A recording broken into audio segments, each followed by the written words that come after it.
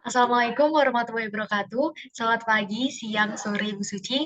Perkenalkan kami kelompok 8 yang beranggotakan Berliana Jana dan Lisa Saliontin izin untuk mempresentasikan tugas 2 analisis multivariat mengenai two-way MANOVA atau MANOVA dua arah.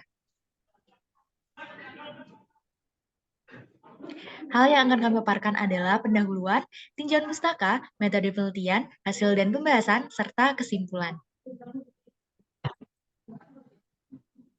Yang pertama adalah pendahuluan. Di Indonesia, masalah sosial ekonomi seperti tingginya jumlah penduduk miskin dan tingkat pengangguran terbuka telah menjadi fokus utama dalam upaya meningkatkan kesejahteraan masyarakat. Penduduk miskin yang membentuk sebagian besar populasi di berbagai wilayah menjadi sorotan penting dalam pemetaan ketidaksetaraan sosial. Di samping itu, tingkat pengangguran terbuka juga menjadi perhatian serius karena dampaknya terhadap pertumbuhan ekonomi dan stabilitas sosial. Sementara itu, variabel respon yang krusial seperti usia harapan hidup dan indeks pembangunan manusia memainkan peran vital dalam menilai kualitas hidup dan kemajuan sosial ekonomi suatu negara. Usia harapan hidup mencerminkan akses terhadap pelayanan kesehatan yang merata, sementara indeks pembangunan manusia memperlihatkan progres dalam bidang pendidikan, kesehatan, dan standar hidup. Pertanyaan penelitian muncul terkait dengan bagaimana pengaruh dari penduduk miskin dan tingkat pengangguran terbuka di Indonesia terhadap usia harapan hidup dan indeks pembangunan manusia. Dalam kerangka ini, metode two-way MANOVA dengan tujuan dapat memberikan pemahaman mendalam tentang bagaimana variabel penerapan tersebut berdampak pada variabel respon serta interaksi kompleks di mana mereka dalam konteks sosial ekonomi Indonesia yang kompleks.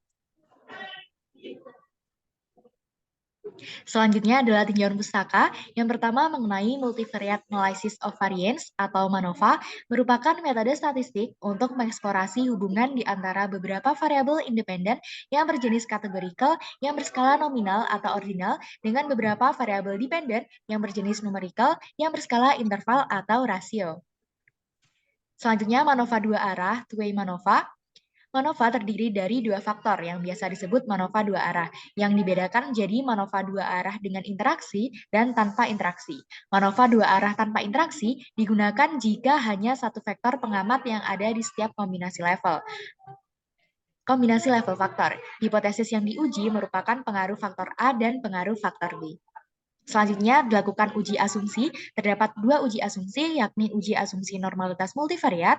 Sebagian besar prosedur inferensi multivariat didasarkan pada distribusi normal multivariat, yang merupakan generalisasi langsung dari distribusi normal univariat.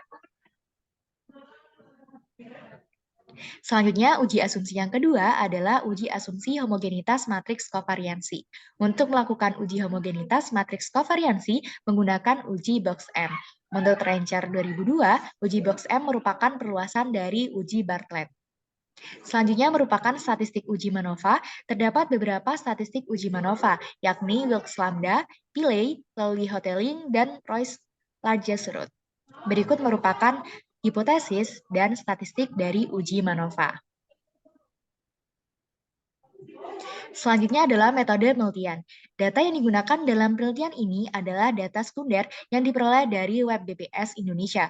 Variabel yang digunakan terdiri dari dua variabel dependen dan dua variabel fix variabel, yakni IPM, Indeks Pembangunan Manusia, dan UHH, Usia Harapan Hidup sebagai variabel dependen, serta PPM, persentase penduduk miskin, dan PTP, TPT, tingkat pengangguran terbuka sebagai fix variabel. Data penelitian disajikan sebagai berikut. Persentase penduduk miskin, 1 bernilai rendah, 2 bernilai sedang, dan 3 bernilai tinggi. Untuk tingkat pengangguran terbuka, 1 bernilai rendah, dan 2 bernilai tinggi. Selanjutnya, data diolah dengan two-way MANOVA dengan langkah-langkah sebagai berikut. Yang pertama adalah mengumpulkan data. Yang kedua, melakukan pengujian untuk normal multivariat.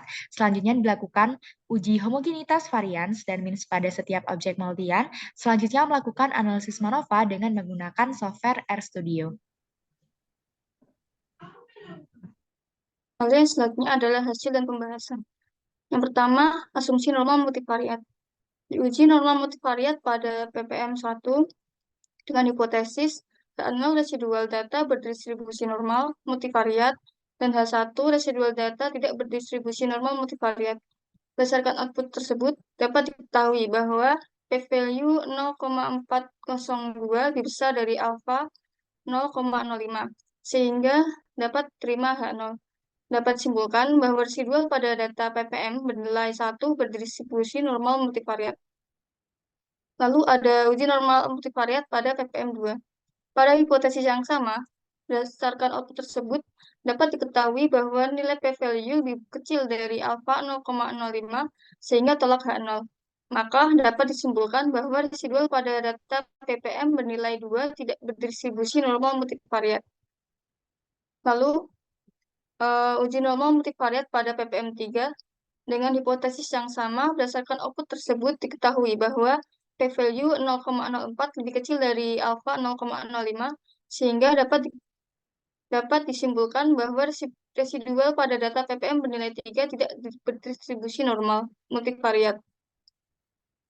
Lalu, pada uji normal multivariat pada TPT1 dengan hipotesis yang sama, berdasarkan output tersebut dapat diketahui bahwa p-value 0,0856 lebih besar dari alfa 0,05 sehingga terima H0. Maka dapat disimpulkan bahwa residual pada data TPT bernilai 1 berdistribusi normal multivariat.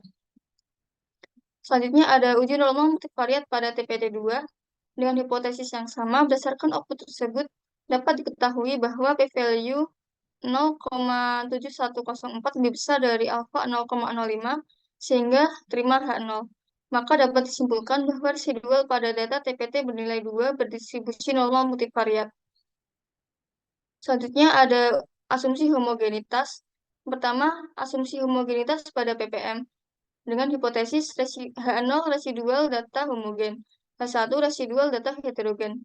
Berdasarkan output tersebut, dapat diketahui bahwa p-value bernilai 0,2163 lebih besar dari alfa 0,05 sehingga terima H0. Maka dapat disimpulkan bahwa residual variabel PPM homogen. Lalu asumsi homogenitas pada TPT. Dengan hipotesis yang sama, berdasarkan output tersebut dapat diketahui bahwa p-value bernilai 0,213 lebih besar dari alfa 0,05 sehingga terima H0. Maka dapat disimpulkan bahwa residual variabel TPT bersifat homogen. Selanjutnya ada uji MANOVA dua arah.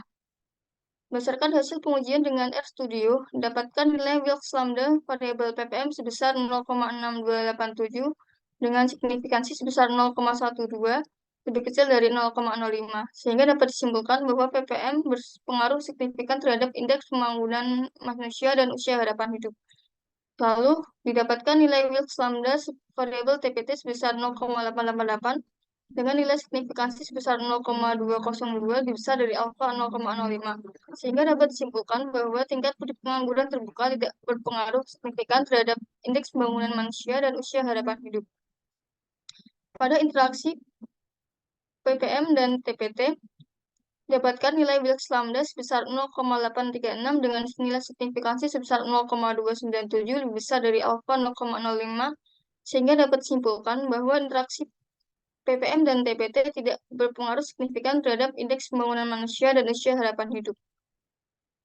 Lalu yang kedua ada uji MANOVA tanpa interaksi. Berdasarkan hasil pengujian dengan RStudio, mendapatkan nilai Wilks lambda sebesar variabel PPM sebesar 0,635 dengan nilai signifikansi sebesar 0,09 lebih kecil dari 0,05 sehingga dapat disimpulkan bahwa presentasi penduduk miskin berpengaruh terhadap indeks pembangunan manusia dan usia harapan hidup.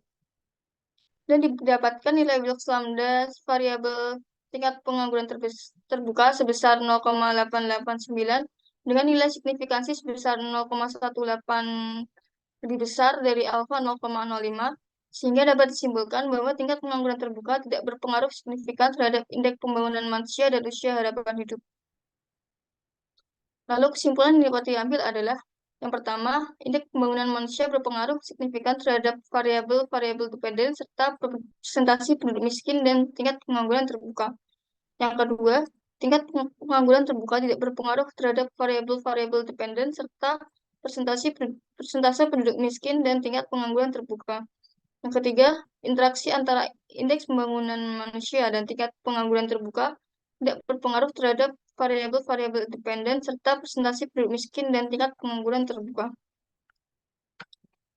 Eh, Mungkin itu yang dapat saya sampaikan. Kurang lebihnya mohon maaf. Saya ucapkan Wassalamualaikum warahmatullahi wabarakatuh.